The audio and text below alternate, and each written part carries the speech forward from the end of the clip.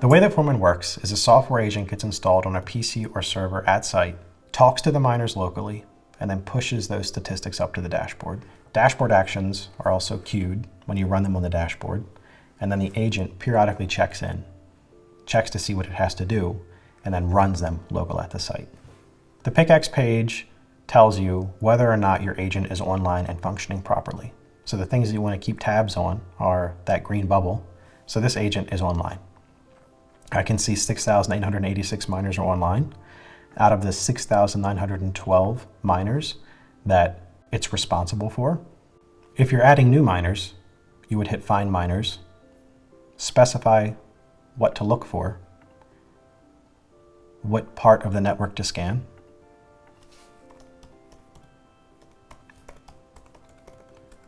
and the credentials for each miner.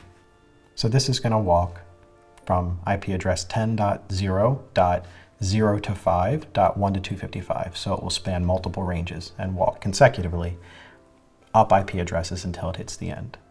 Any miner that gets found, you'll have an option to save and accept into the dashboard.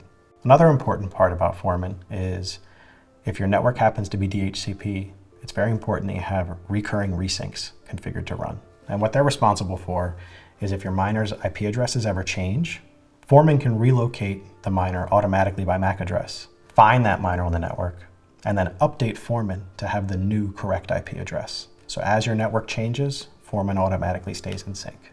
So just like how we would do a find miners to bring new miners in, we could also create a recurring resync and have it scan that same IP range. So now we've told it to walk from 0 to 5, 1 to 255, and bring new miners in.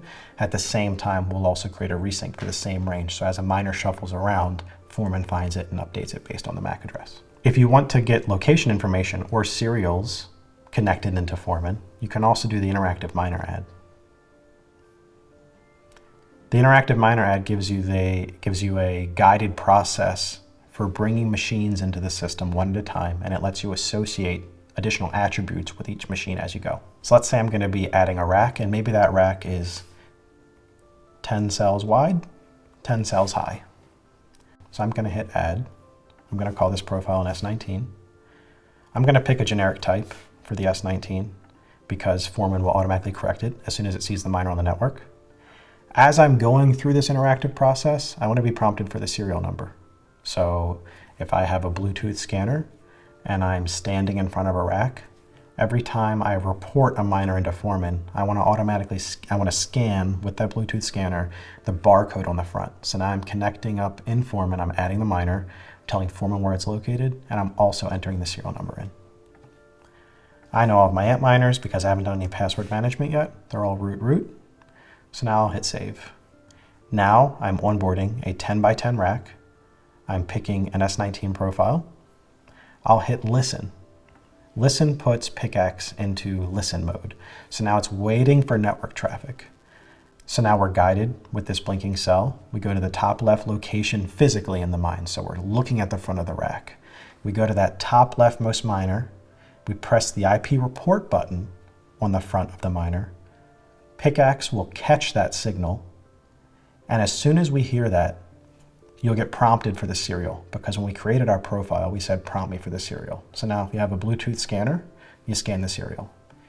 You'll automatically see a checkbox, and then you'll get advanced to the next cell. So now you're adding the miners to Foreman one at a time, pressing IP report, scanning the serial, pressing IP report, scanning the serial, telling Foreman what miners are located where and what their serial numbers are. So now going through this process, you're also building your sitemap at the same time.